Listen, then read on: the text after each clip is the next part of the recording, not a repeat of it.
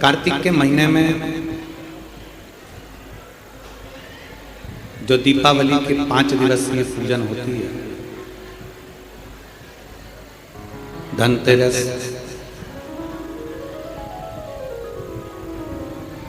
नरक चौदस, रूप चौदस, फिर रूप चौदस के बाद में दीपावली, दीपावली के बाद में गोवर्धन पूजन, फिर दूज। इससे 5 दिन तक दीपावली महापर्व को मनाया जाता है। ये तो हो गई मनुष्य की, मानव की दीपावली। इसी कार्तिक के महीने में आपके लिए और हमारे लिए भी दीपावली पर्व आता है, तो देवताओं के लिए भी दीपावली आती है। आपकी और हमारी जो दीपावली है वो ये कृष्ण पक्ष के अंतर्गत आ जाती है, और देवताओं की जो दीपावली है वो शुक्ल पक्ष के अंतर्गत आ जाती है। भगवान स्वयं वेदव्यास जी महाराज ने स्कंद पुराण में, विष्णु पुराण में, कुर्म पुराण में, ब्रह्म वैवर्त पुराण में और भी अनेक पुराणों में कार्तिक के महत्व का वर्णन किया। किस कार्तिक की महत्वता क्या है? दामोदर मास की महत्वता क्या है? ऐसा क्या है इस कार्तिक के महीने में इस शिव चर्चा का लाभ लेने का सौभाग्य मिला? कार्तिक के महीने में जो दीपावली के 5 दिवसीय पूजन होती है, धनतेरस,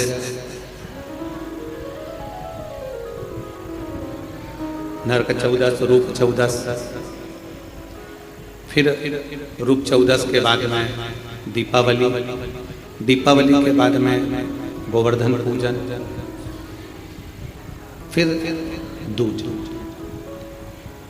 इससे 5 दिन तक दीपावली महापर्व को मनाया जाता है। ये तो हो गई मनुष्य की, मानव की दीपावली। इसी कार्तिक के महीने में आपके लिए और हमारे लिए भी दीपावली पर्व आता है, तो देवताओं के लिए भी दीपावली आती है। आपकी और हमारी जो दीपावली है वो ये कृष्ण पक्ष के अंतर्गत आ जाती है, और देवताओं की जो दीपावली है वो शुक्ल पक्ष के अंतर्गत आ जाती है। भगवान स्वयं वेदव्यास जी महाराज ने स्कंद पुराण में, विष्णु पुराण में, कुर्म पुराण में, ब्रह्म वैवर्त पुराण में और भी अनेक पुराणों में कार्तिक के महत्व का वर्णन किया। किस कार्तिक की महत्वता क्या है? दामोदर मास की महत्वता क्या है? ऐसा क्या है इस कार्तिक के महीने में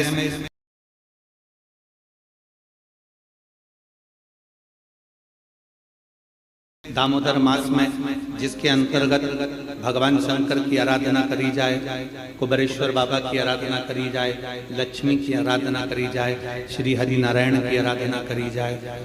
भगवान नारायण और लक्ष्मी की आराधना कर कर हम सब कुछ प्राप्त कर सकते। क्या नहीं मिल सकता? जरा विचार करिएगा। कार्तिक महत्तम के अंतर्गत कथा की है। सत्यभामा जी ने भगवान श्री कृष्ण से पूछ लिया कि मेरा पूर्व जन्म कैसा था और मेरा कौन सा पुण्य ऐसा रहा है, मेरे कौन से पुण्य के कारण यह कल्प वृक्ष मुझे प्राप्त हुआ। ये वृक्ष तो किसी को मिल ही नहीं सकता। जो वृक्ष देवताओं के पास में है, जो वृक्ष देवताओं के पास विराजमान है, देवलोक में विराजमान है, वो कल्प वृक्ष मेरे सत्यभामा, जो मृत्यु लोक पर द्वापर में मेरा जन्म हुआ है, मेरे को ये कल्प वृक्ष कैसे, मुझे ये कैसे प्राप्त हो? स्कंद पुराण का कार्तिक महत्तम वर्णन करता है। स्कंद पुराण का कि कार्तिक महत्तम की कथा में सतभामा जी भगवान कृष्ण से कहती हैं कि मेरा पुण्य कौन सा है।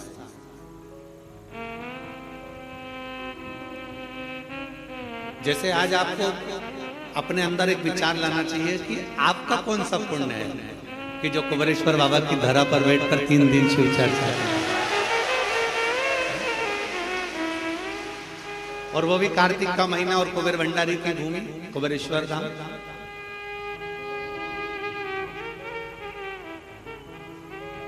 अपना पुण्य क्या है?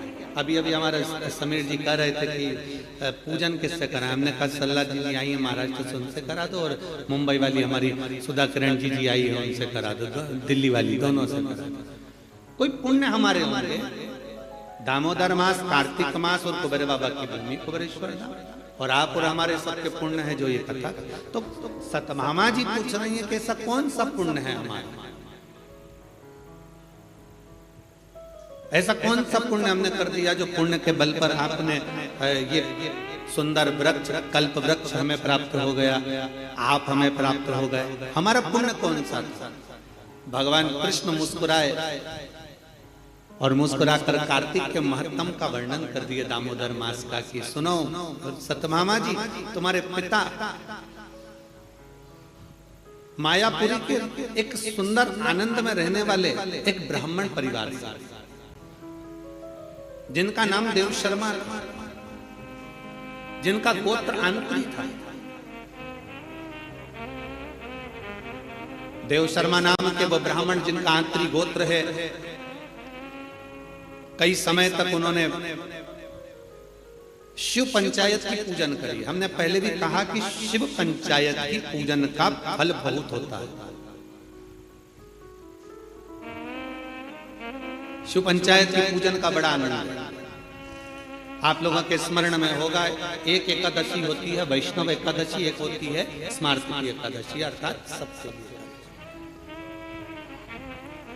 वैष्णव एकादशी का मतलब ये होता है कि आप नारायण को मानने वाले हो, आप केवल एक को मानने वाले हैं, तो ये वैष्णव धर्म के अंतर्गत आ गया। स्मार्त की जो एकादशी होती है उसमें आप नारायण को भी भज रहे हो, उसमें आप सूर्य भगवान को भी भज रहे हो, उसमें आप दुर्गा महारानी को भी भज रहे हो, उसमें आप गणेश जी महाराज को भी भज रहे हो, उसमें आप शंकर भगवान को भी भज रहे हो। तो स्मार्त एकादशी सबके लिए, सबके आनंद के लिए। हमारे पुष्टि मार्ग कहता है कि किसी भी रूप में एकादशी का व्रत करो, पर करो। हम तो पहले भी कहे बकरी जैसे चरो पर एकादशी करो, कैसे भी हो पर होना चाहिए। चाहे आप वैष्णव के भाव से करो, चाहे स्मार्त के भाव से करो, पर एकादशी का फल अपने को मिलना चाहिए। अब सतभामा जी ने पूछा कि मेरा पुण्य कौन सा ऐसा प्रबल हो गया जिस पुण्य के बल पर मुझे आप मिल गए, ये सुंदर कल्प वृक्ष मुझे प्राप्त हो गया। कहा आपके पिता एक ब्राह्मण कुल में मायापुरी में रहते थे, देव शर्मा उनका नाम था, और आंत्री उनका गोत्र था। उनकी अवस्था पूजन करते करते उनकी धर्म पत्नी और उनकी अवस्था निकलती चली गई, अधेड़ी अवस्था,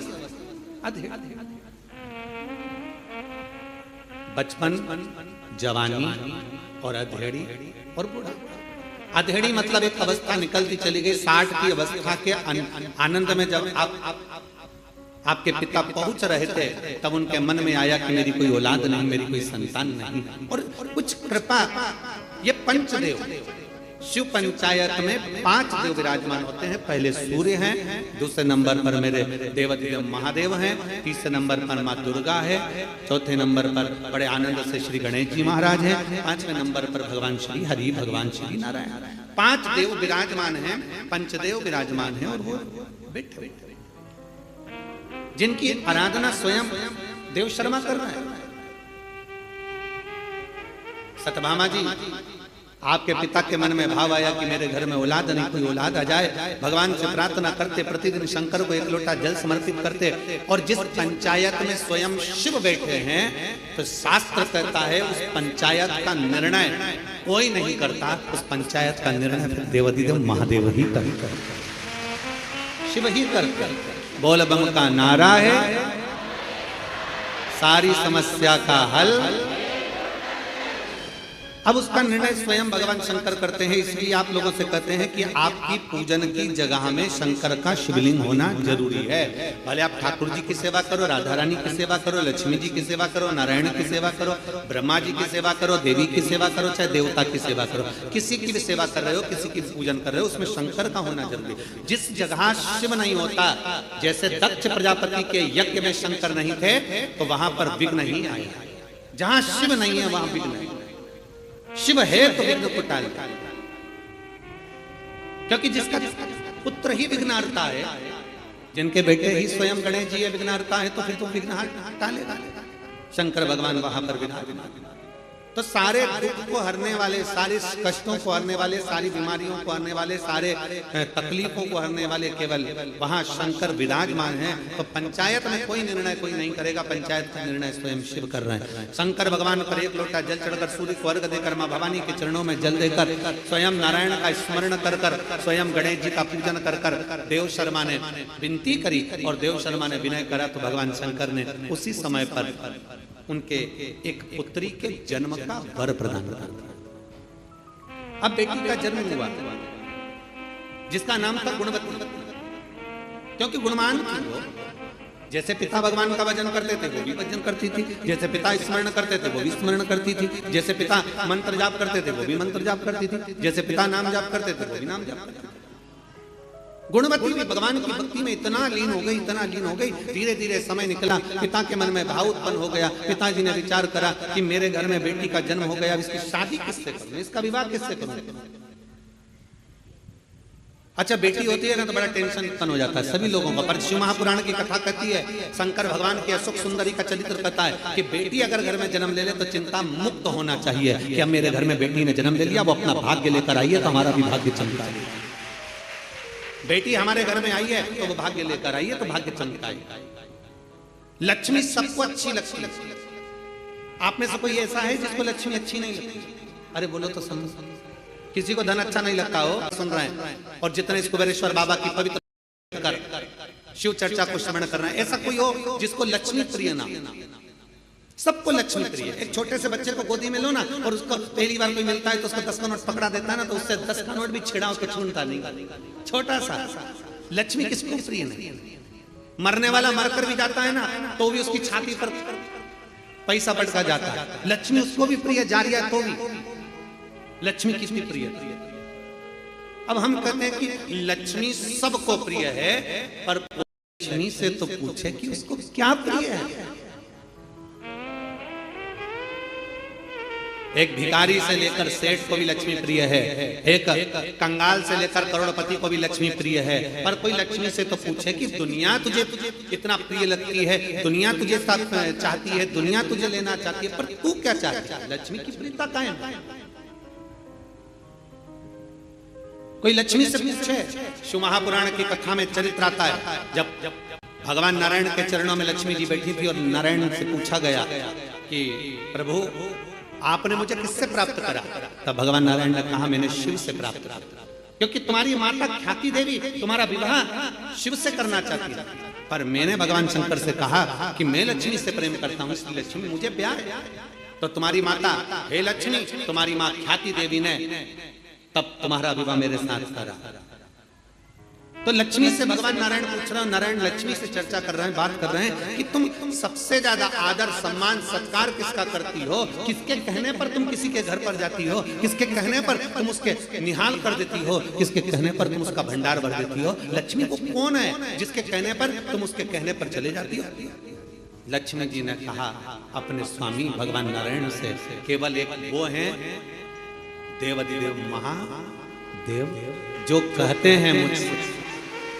देवाधिदेव महादेव ने मुझसे कहा है कि जो एक लोटा जल मेरे मंदिर में लेकर आए, क्योंकि लक्ष्मी ने कहा था मैं नारायण के चरणों की दासी हूं तो मैं आपकी भी दासी हूं, आप बताओ मैं कहां रहूं? भगवान शंकर ने कहा कहीं नहीं, लक्ष्मी अगर कोई एक लोटा जल लेकर शंकर के मंदिर में आए, जल चढ़ाकर जब वो घर जाए तो उसके लोटे के साथ उसके पीछे पीछे तू भी उसके घर में प्रवेश कर जाना, उसका दुख हल कर, उसका संकट। संसार के लोग दुख नहीं हर सकते, पर परमात्मा शंकर को चढ़ाया गया एक लोटा जल हमारे दुख को हर लेता है। और देख लिया संसार हमने मतलब के यार हमने देख लिया, झूठे नाते झूठे रिश्ते, झूठे नाते झूठे रिश्ते, अरे झूठा है संसार हमने देख लिया, सब मतलब के यार हमने देख लिया संसार हमने देख लिया। लक्ष्मी जी कहती है मैं महादेव के कहने पर चली जाती, महादेव कहते हैं मैं वहां जाती, शिव के अनुकूल लक्ष्मी जाती, शिव के कहने पर लक्ष्मी। सुनो सतभामा जी, आपके पिता देव शर्मा आपको प्राप्त कर कर बड़े खुश थे, सोचा किस बेटी का विवाह करूं, तब उन्हें स्मरण में आया मेरा एक मित्र है पर वो प्राण त्याग, वो भी ब्राह्मण कुल का बालक, इतना अच्छा बालक था जो भगवान की भक्ति में डूबा रहता था। सतभामा जी समय निकल गया, कुछ समय निकलने के बाद तुम्हारे पिता देव शर्मा और चंद्र दोनों किसी तीर्थ के लिए जाने लगे, किसी तीर्थ की ओर अग्रणी होने लगे और तीर्थ की ओर जब जाने लगे, तीर्थ में जाते जाते जाते जाते एक असुर की दृष्टि इन दोनों पर पड़ जाती है और एक राक्षस की दृष्टि पड़ने पर राक्षस ने विचार करा कि मैं कुछ भी करूं, इनका संहार कर दूं, इनको मार दूं, क्योंकि दोनों भगवत भजन करने वाले हैं। घर के अंदर परिवार के अंदर जो भगवान की भक्ति करने वाला होता है, शिव मंदिर जाने वाला होता है, भगवत भजन करने वाला होता है, व्रत करने वाला होता है, पूजन करने वाला होता है, भगवान की भक्ति में डूबने वाला होता है, दुनिया के लोग जले ना जले पर घर के लोगों के मन में भी आ जाता है ये आ गए बाबा जी,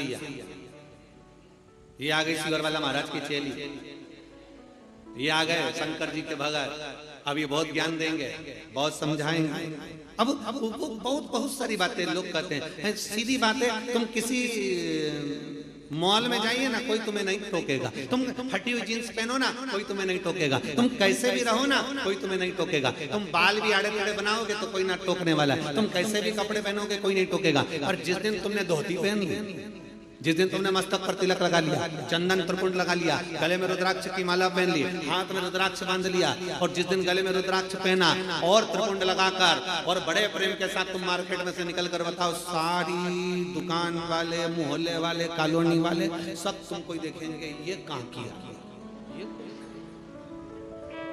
ये है कौन, इसकी दृष्टि क्या है, इसका स्वरूप क्या है। और अगर पहचान वाले मिलेंगे तो ये जरूर कहेंगे भैया किसके चक्कर में आ गए, बाबा बनोगे क्या, संत बनोगे क्या, साधु बनोगे क्या, तपस्वी बनोगे क्या, लोग कह देते हैं। कितनी जल्दी पहचान में आते हैं। और देखो संसार के वस्त्र पहने तो पहचान में नहीं आओगे, और परमात्मा के वस्त्र धारण करोगे तो पहचान में जरूर आओगे। ये हमारे संस्कार होते हैं, ये हमारे संस्कार है, ये हमारे जीवन का एक सुख है, हमारे जीवन का एक आनंद है। सतभामा जी तुम्हारे पिता और तुम्हारे पति दोनों जा रहे थे, इतने में ही एक असुर की दृष्टि पड़ गई और उन्होंने उनको समाप्त कर दिया। दोनों तीर्थ करने जा रहे थे, भगवत भजन करने जा रहे थे, इसलिए कहीं ना कहीं शिव तत्व को उन्होंने प्राप्त करा था। इसलिए भगवान भोलेनाथ की कृपा हुई और नंदी लेकर शंकर भगवान पधारे और तुम्हारे पिता और तुम्हारे पति दोनों को नंदी पर बिठाकर शिव कैलाश लेकर चले गए। तुम अकेले हो। सतभामा जी तुम्हारे आंखों में रुदन था, नेत्रों से जल बह रहा था। एक तरफ पिता चले गए, दूसरी तरफ पति चले गए। विधवा का जीवन कैसे जियोगी, रोती बिलकती, आंखों से आंसू बहाती, करूं तो करूं क्या, कहां जाऊं, किससे कहूं। जब व्यक्ति अकेला पड़ जाता है, सब जगह से छूटकर अकेला जब हो जाता है, तब उस परमात्मा को याद करता है, तब उस भगवान को याद करता है। कितना विचित्र जमाना है। पहले के समय में मंत्र चलते थे, बीच के समय ऐसा आया था जब तंत्र चलते थे। वो समय भी गया, फिर एक समय आया जिसमें यंत्र चलते थे, और आज कलिकाल का वो समय है जिसमें षड्यंत्र चलते हैं। षड्यंत्र, पहले मंत्र चलते थे, फिर तंत्र चलते थे, फिर यंत्र चलते थे, और आज कलिकाल के अनुसार आज कलयुग में लोग षड्यंत्र चलते हैं। बस अंदर ही अंदर सोचते हैं ये ऊपर चढ़ रहा है, इसको नीचे कैसे गिराया जाए, ये आगे बढ़ रहा है, इसको पीछे कैसे लाया जाए, इसने इतना क्यों कमा लिया, इसने ऐसा भजन क्यों कर लिया, इसने स्मरण क्यों कर लिया, इसकी एक दुकान कैसे बन गई, इसकी शोरूम कैसे डल गया, इसका कपड़े का काम कैसे चल गया, इसके घर के पर्दे अच्छे क्यों हैं, इसका छत अच्छा क्यों है, इसका बेटा कहने में क्यों है, इसकी बेटी कहने में क्यों है, इसकी पत्नी अच्छी मिली, इसका पति अच्छा मिला, इसका परिवार अच्छा मिला। ये षड्यंत्र रचना प्रारंभ। और याद रखना, मंत्र, तंत्र, यंत्र और षड्यंत्र, इस पर भी भारी है श्री शिवाय नमस्तुभ्यम का मंत्र। इस पर भी भारी है श्री शिवाय नमस्तुभ्यम का मंत्र। और शिव तत्व कहता है, भगवान शंकर की पावन कथा कर रही है, भगवान का ये पवित्र 3 दिवसीय शिव चर्चा में प्रथम दिवस की चर्चा कर रही है कि सत्यभामा जी, तुम्हारी आंखों में जल भर गया कि क्या करती, विचार कर कर समय बीतता गया, कार्तिक का महीना आ गया, दामोदर मास आ गया, तुम कहाँ जाओ, तुम्हारे स्मरण में आया कि मेरे पिता शंकर की आराधना करते थे, इसलिए सत्यभामा जी तुम शिव के मंदिर जाना प्रारंभ कर दी, शंकर की आराधना करना प्रारंभ कर दी। शिव की ऐसी आराधना करी कि शंकर को जल चढ़ाकर जब तुम आती थी तो एक आंवले के वृक्ष के नीचे जल चढ़ा देती थी, आंवले के वृक्ष के नीचे से आती थी और घर में प्रवेश कर जाती थी। प्रतिदिन तुम्हारा एक नियम बन गया, शाम के समय कार्तिक का महीना, और तुम्हें स्मरण नहीं आया कि कार्तिक का महीना है, क्योंकि तुम वैधव्य जीवन जी रही थी, आंखों में जल भरा हुआ था, रो रही थी, तुम्हें सुध नहीं थी। कब कार्तिक आया तुम्हें मालूम नहीं पड़ा, कब दामोदर मास आया तुम्हें मालूम नहीं पड़ा, और कार्तिक के महीने में तुमने दीप दान करना प्रारंभ करा। प्रत्येक दिवस तुम शाम के समय पर शिव मंदिर में जाकर बेलपत्र के वृक्ष के नीचे जाकर, तुम प्रत्येक दिवस आंवले के वृक्ष के नीचे जाकर, तुम प्रत्येक दिवस पीपल के वृक्ष के नीचे जाकर एक दीप दान करने लगी। और वो दीप दान का पुण्य फल इतना प्रबल हुआ कि एक दिन चलते चलते तुमको किसी असुर ने फिर देखा और तुम्हारे प्राणों को हर लिया। प्राण तो तुम्हारे चले गए, पर कार्तिक के महीने में जो तुमने तुलसी की अर्चना करी, कार्तिक के महीने में जो तुमने आंवले के वृक्ष की अर्चना करी, कार्तिक के महीने में जो तुमने शंकर भगवान को एक लोटा जल चढ़ाया, शिव की ऐसी कृपा हुई, शंकर प्रकट हुए, तुम्हें नंदी पर बिठाए। चलते चलते देवादिदेव महादेव ने पूछ लिया तुम्हें क्या चाहिए। उसने कहा मेरा जीवन दुख में निकला, मेरे पिता पति चले गए, क्या चाहती हो। मैंने सुना है महादेव जो आपसे मांगता है आप वो दे देते हो। हाँ बोलो क्या चाहिए। क्या मुझे अगले जन्म में नारायण मिल सकते हैं। शंकर भगवान मुस्कुराकर बोले क्यों नहीं मिल सकते। तुमने कार्तिक महीने में मेरे मंदिर में दीपदान किया है, एक लोटा जल समर्पित किया है, तुमने तुलसा महारानी का पूजन किया है और कार्तिक के आनंद का जीवन जिया है। इसलिए वर देता हूँ अगला जन्म जब तुम्हारा होगा तुम्हारे लिए ही भगवान स्वयं नारायण द्वापर में कृष्ण अवतार लेकर आएंगे और तुम उनकी अर्धांगिनी सत्यभामा बनोगे। ये पुण्य हमारे जीवन का एक आनंदमय पुण्य है। सत्यभामा जी ने कई बार भगवान कृष्ण से पूछा ये पुण्य की प्राप्ति, ये सुंदर कल्प वृक्ष की प्राप्ति मुझे कैसे हो गई। तो भगवान ने कहा तुमने 5 दिवसीय जो कार्तिक महीने का कृष्ण पक्ष का जो आनंद और शुक्ल पक्ष का जो आनंद लिया है उसका ही फल ये। और उसी कार्तिक के महीने की दीपावली पर्व, लोग कहते हैं दीपावली एक दिन की है। शिव महापुराण की कथा में स्कंद पुराण के अंतर्गत शास्त्रों में वर्णन आता है कि देव दीपावली में भी पीछे पचवीगन स्नान का फल मिलता है और कार्तिक महीने की इस अमावस्या के अंतर्गत भी 5 दिवसीय दीपावली महापर्व का आनंद मिलता है। धनतेरस, रूप चौदस, दीपावली, पड़वा और दूज, ये 5 दिन तक दीपावली महापर्व चलता है। दीपावली महापर्व में हम क्या कर सकते हैं, हम क्या भगवान को दे सकते हैं। अभी आपको कहा कि सारी दुनिया लक्ष्मी को चाहती है, पर लक्ष्मी से कोई पूछे कि तू क्या चाहता है, लक्ष्मी से कोई पूछे तुम क्या चाहती है, तो लक्ष्मी जी भी कह देगी बस मैं इतना चाहती हूँ कि महादेव के प्रति, भगवान के चरणों के प्रति आपका विश्वास जहाँ पर बढ़ा, आपका विश्वास जहाँ प्रबल हुआ, लक्ष्मी जी कहती है वहां पर मैं हमेशा खड़ी हूँ और तुम्हारे घर में हर पल में। पूजन का विधान बताते हुए स्वयं शास्त्र वर्णन करता है हमारे यहाँ। धनतेरस के दिन की जो पूजन है, उस धनतेरस के दिन की पूजन में आप अपने घर में जितनी भी, अब लक्ष्मी की पूजन जब आप करें, दीपावली की पूजन करें, उसमें मुहूर्त देखिए, मनाना, मुहूर्त पूछिए, मनाना। कोई मुहूर्त लिखा हुआ है उसका स्मरण करें।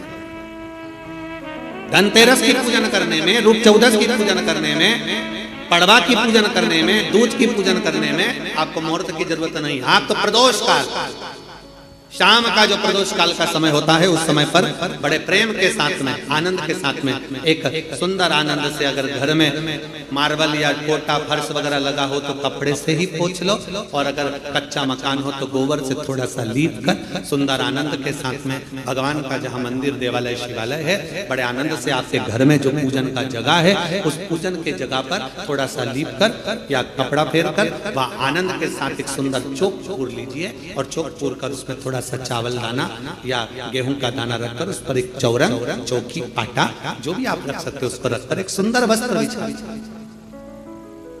वस्त्र बिछाकर एक सुंदर सी थाली में स्वस्तिक कंकु के रोली का एक स्वस्तिक बनाइए, बनाकर उसको थाली के ऊपर, उसको पाटे के ऊपर जो कपड़ा बिछा है उसके ऊपर रख दीजिए।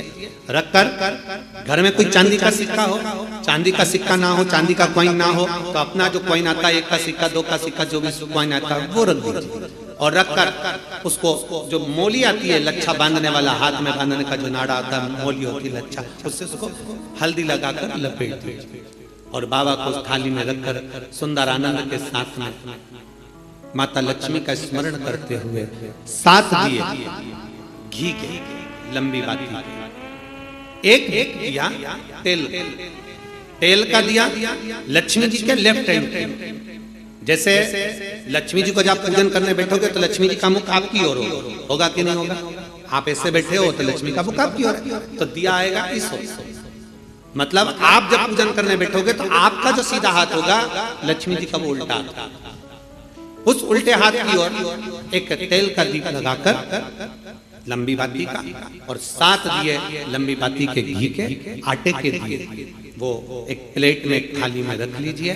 पूजन का सामान, कंकु, चावल, रोली, मोली, हल्दी की गांठ, अमरवेल, कमलगट्टा, खड़ा धना, गुड़, ये सब सामग्री रखकर, कुछ भोग लगाने की सामग्री, कुछ धूप बत्ती आदि, इत्र आदि सामग्रियां रखकर, पुष्प आदि रखकर, जो कॉइन तुमने रखा है, सिक्का तुमने रखा है, 7 दिए सीधे हाथ पर लक्ष्मी, 7 दिए जो तुमने आटे के बनाए हैं उसमें लंबी बत्ती कर सीधे हाथ पर जलाएं। उल्टे हाथ पर तेल का दिया जलाकर पूजन की थाली में जो सामग्री रखी है, जल का छींटा देकर, बड़े प्रेम के साथ वस्त्र समर्पित कर और रोली, चंदन, मोली, हल्दी, जो भी है, मेहंदी आदि सब सामग्री समर्पित कर 5 अमरबेल के टुकड़े, 7 कमलगट्टा, 5 अमरबेल के टुकड़े, 7 कमलगट्टा, 5 हल्दी की गठान, ये सब अपने हाथों में लेकर माँ लक्ष्मी से प्रार्थना कर कुबेरेश्वर महादेव से विनती कर शिव की आराधना कर नारायण की आराधना कर दामोदर भगवान की आराधना कर माँ लक्ष्मी की आराधना कर दोनों हाथों से समर्पित कर कंकु, रौली उस सिक्के के ऊपर धीरे धीरे कर डाली, हल्दी धीरे धीरे कर उस पर डाली, और जो 7 दिए आप भोग लगाने के बाद, प्रसाद रखने के बाद में, फिर जब 7 दिए जो तुमने थाली में लिए हैं, प्लेट में लिए हैं, उससे माता लक्ष्मी की आरती करिए, कुबेरेश्वर महादेव का स्मरण कर आरती करिए। आरती रख दो, पर आरती को लेना नहीं, आरती भगवान की, भगवान को समझ, आरती झोली पसार कर माता लक्ष्मी से प्रार्थना करिए, माँ मैंने कुबेरेश्वर बाबा से विनय करी है, मैंने कुबेर भंडारी से विनय करी है, माँ आप नारायण के साथ, कुबेर के साथ, रिद्धि सिद्धि के साथ, गणेश जी महाराज के साथ आप मेरे घर में पधारिए, मेरे घर आप आइए, आपका निवास बनाइए, आप रुकिए। माँ हमें बहुत सारे अवगुण, हे लक्ष्मी माता, हे नारायण, हे शंकर, हे उघड़दानी, हे गणेश जी महाराज, हे रिद्धि सिद्धि, हे कुबेर, हमें बहुत अवगुण है, पर हे माँ हमने सुना है आपने शिव जी से जब वर मांगा था तो कहा था कि बाबा, शंकर भगवान से लक्ष्मी जी ने कहा था मैं जाने को तो चली जाऊं प्रत्येक मनुष्य के घर में, पर उसके घर में तो इतना अवगुण भरा हुआ है, इतने दोष भरे हुए हैं, इतना अपशब्द भरा हुआ है, इतने ताने भरे हुए हैं, इतनी गालियां भरी हुई है, इतना मन में खोट भरा हुआ है, मैं इनको कैसे लक्ष्मी प्रदान करूं, मैं इनको कैसे भंडार। तब मां आपने तुरंत भगवान शंकर से कहा तो शिव जी ने कहा, लक्ष्मी जब आप शिव की साक्षी में किसी के घर में प्रवेश करो तो अवगुण मत देखना, उसके गुण देखकर प्रवेश कर जाओ। वो कहते हैं कि मेरे गिनियो ना अपराध लाडली श्री, हमारे अवगुण ना गिने जाए। अभी कथा में आपको वर्णन किया था, कोई बहुत अच्छा है ना, बहुत अच्छा है ना, उसको ज्यादा घूर के नहीं देखना। कितना अच्छा व्यक्ति है ना, उसको ज्यादा घूर के मत देखो, घूर के मत देखो। क्यों? ज्यादा उसको घूर कर देखोगी तो उसमें अवगुण निकल जाएगा।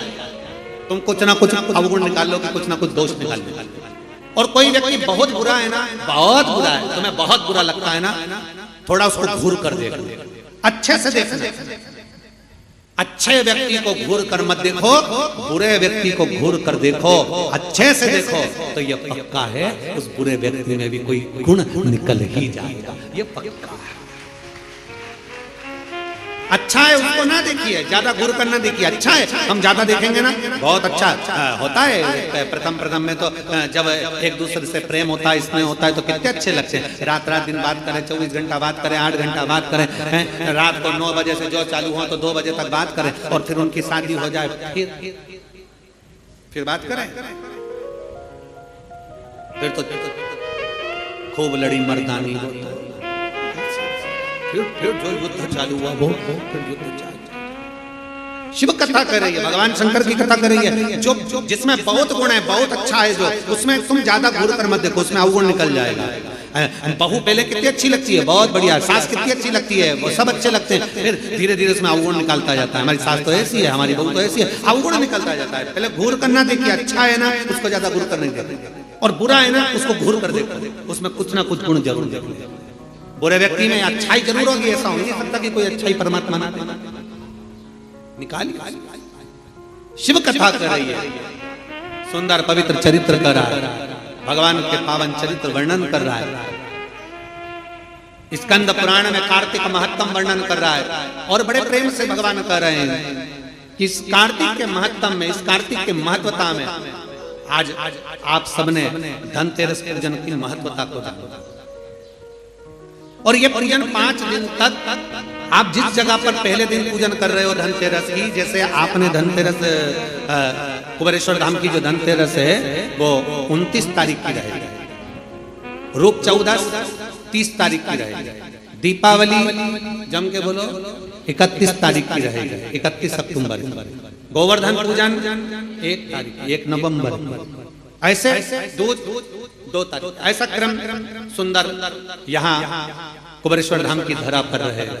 तो आप लोग जो पूजन करेंगे 29 तारीख को धनतेरस की प्रदोष काल, कोई समय प्रदोष काल का देखकर बड़े प्रेम से लीप कर, चौकी रखकर, बड़े आनंद के साथ में कपड़ा बिछाकर, उस पर थाली रखकर सुंदर भाव के साथ धनतेरस की पूजन करो, और मेरे कुबेरेश्वर महादेव का स्मरण करो कुछ देर बैठकर, क्योंकि लक्ष्मी को भी और कुबेर को भी देने वाला अगर कोई है तो वो देव अधिदेव महा देने वाला।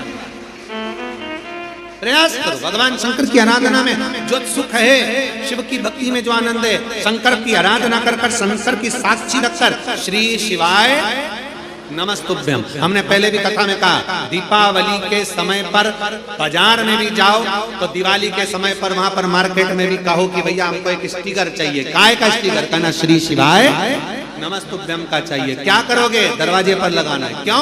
क्योंकि हमने सुना है, शिव महापुराण की विद्येश्वर संहिता में लिखा है कि श्री शिवाय नमस्तुभ्यम बोलने वाले के मुख का मात्र दर्शन कर लो तो हमारे सारे पाप क्षीण हो जाते हैं, हजारों अश्वमेध यज्ञ का फल प्राप्त हो जाता है और हमारे कार्य सफल हो जाते हैं। तो सामने वाला व्यक्ति जब दरवाजा बंद होगा उस पर श्री शिवाय नमस्तुभ्यम लिखा होगा, सामने वाला कोई भी आएगा पड़ेगा, दरवाजा बजाएगा, जितनी देर खड़ा रहेगा उतनी देर पड़ेगा। श्री शिवाय नमस्तुभ्यम। तुम दरवाजा खोलोगे, उसके मुख का दर्शन करोगे तो भी तुम्हारा कल्याण हो जाएगा। दो फायदे, हमारा लाभ इसमें है।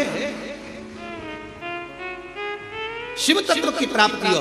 जब महालक्ष्मी आनंद के साथ में धनतेरस का पूजन करो, कल कथा में अपन रूप चौदस के पूजन की महत्वता जानेंगे। फिर उसके आगे तीसरे दिन की कथा है 2 बजे से 5 बजे तक, उसमें अपन दीपावली पूजन को जानेंगे। फिर उसमें अपन एकम की पूजन का जानेंगे, गोवर्धन पूजन के दिन का महत्व की पूजन कैसे करना। फिर उसका वर्णन अपन दूज की पूजन का जानेंगे। ऐसे अपन पूरे 5 दिवसीय पूजन की महत्वता का स्मरण करेंगे। 5 दिवस। और मैंने तेरे ही भरोसे बाबा, तेरे ही भरोसे हवा विच उड़ती जावानी बाबा, डोर हल्को चढ़ी नाम में कटी जावानी। भोले मैं तेरी पतंग, शंभो मैं तेरी पतंग, हवा विच उड़ती जावानी बाबा, डोर हल्को चढ़ी नाम में कटी जावानी। शिव तत्व की प्राप्ति, भगवान शंकर की प्राप्ति कितने आनंद के साथ। और कभी भी ध्यान रखना, लक्ष्मी पूजन जब भी करो तो शिव को याद जरूर करो। भगवान नारायण को भी अगर लक्ष्मी दी है तो भगवान शंकर, नहीं तो माता ख्याति देवी लक्ष्मी जी की मां, तो लक्ष्मी जी का विवाह तो भगवान शंकर से करना चाहती थी। पर नारायण भगवान शिव की आराधना में लगे रहे। पूछ लिया देवादिदेव महादेव ने, नारायण क्या बात है, अभी मेरी आराधना ज्यादा कर, क्या हो क्या गया। नारायण कहते हैं, प्रभु वो ख्याति देवी लक्ष्मी जी की मां, उनका विवाह आपके साथ करना चाहते हैं। आप चिंता क्यों करते, आप क्या चाहते हो बोलो। नारायण ने कहा लक्ष्मी मुझे चाहिए। नारायण लक्ष्मी में आपको दे दो। आप लक्ष्मी से विवाह करोगे, लक्ष्मी आपसे विवाह करेगी। लक्ष्मी जी से पूछा, स्वयं भगवान शंकर जब लक्ष्मी मैया बेलपत्र के वृक्ष के नीचे झाड़ू बुआरी कर रही हैं, बेलपत्र के वृक्ष के नीचे सेवा कर रही हैं, शंकर भगवान प्रकट होकर स्वयं पूछते हैं। गौरी शंकर पार्वती के साथ प्रकट होकर पूछते हैं, क्या बात है, क्या चाहिए, क्या हो गया। अब स्वयं भगवान शंकर ने लक्ष्मी जी से पूछा, तुम्हें क्या चाहिए। लक्ष्मी जी कहती है, मुझे नारायण के चरण चाहिए, नारायण के चरण। भगवान शंकर ने पूछा, लक्ष्मी तुम नारायण के चरणों में रहने को तैयार हो। लक्ष्मी जी का शब्द था कि नारायण के चरणों में रहने को तैयार हो। इतने में लक्ष्मी जी कहती हैं, केवल नारायण के चरणों में ही नहीं, जिसके हृदय में नारायण बैठा है उसके घर में रहने को भी तैयार। जिसके हृदय में नारायण बैठा है, जिसके हृदय में श्री हरि बैठे हैं, जिसके हृदय में भगवान बैठे हैं, उनके घर में रहने को मैं तैयार। उनके घर ये कार्तिक का महीना बड़े प्रेम से भगवान की विरल भक्ति धारण करते हुए दीप प्रज्वलित करिए और बड़े आनंद के साथ में 5 दिवसीय कार्तिक के महीने में सुंदर दीपावली महापर्व को मनाएं। हमारे कुबेरेश्वर बाबा की धरा पर भी दीपावली की रात्रि को लोग आते हैं, इस कुबेर भंडारी के दरवाजे पर घी के 11 दिए लगाते हैं। लोग अपने अपने घर की पूजन दिन में शाम को कर रात्रि को निकल कर आते हैं और पूरे प्रांगण में कहीं जहां उनका मन करता है वहां बैठकर 11 दीप लगा कर बाबा कुबेर भंडारी के चरणों में झोली पसार कर प्रणाम करते हैं, बाबा भंडार और दूसरे दिन तक बाबा का खजाना लेकर यहाँ से चले जाते हैं।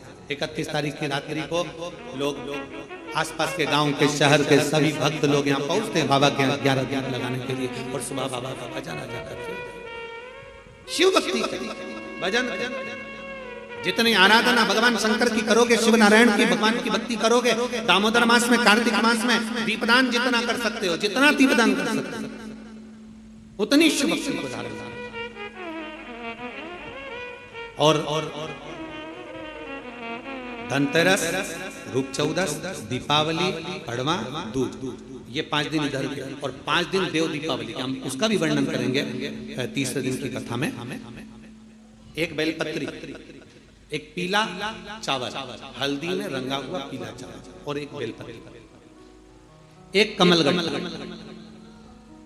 भगवान शंकर की शिवलिंग पर समर्पित करने का प्रयास किया, परंतु ये बेलपत्री, पीला चावल और एक कमल गट्टा, ये 5 दिन तो तुम ये दीपावली के पर्व के, और 5 दिन जो पचवीगन आएगा, पूर्णिमा का समय जब आएगा, उस समय पर अगर आपने ये दोनों समय पर एक बेलपत्री, एक पीला चावल, एक कमल गट्टा भगवान शंकर के शिवलिंग पर समर्पित करना प्रारंभ करा, ये 5 दिन इधर के और 5 दिन उधर के, आपको कभी कहना नहीं पड़ेगा किसी के आगे कि भैया मुझे 500 की जरूरत है, तेरी जेब और तेरा घर भरा ही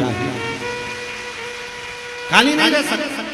और बाबा से प्रार्थना हम यही करते हैं, हमेशा करते हैं, किसी स्त्री की गोद खाली ना रहे और किसी पुरुष की जेब खाली ना रहे। बाबा भरता जरूर है, एक बेलपत्री, एक पीला हल्दी का चावल, एक दाना चावल और एक जम के बोलो कमल, एक कमल भगवान शंकर के शिवलिंग को समर्पित करिए, भगवान शंकर के शिवलिंग को समर्पित बड़े भाव के साथ में, आनंद के साथ में, और दिल से बाबा से 5 दिन, ये दीपावली के समय पे धनतेरस, रूप चौदस, दीपावली, पड़वा और दो, और उधर भी जब पूर्णिमा आएगी उसके पहले, उसका वर्णन हम कर देंगे फरीदाबाद की कथा में, उसका पूरा वर्णन करेंगे फरीदाबाद की कथा में, क्या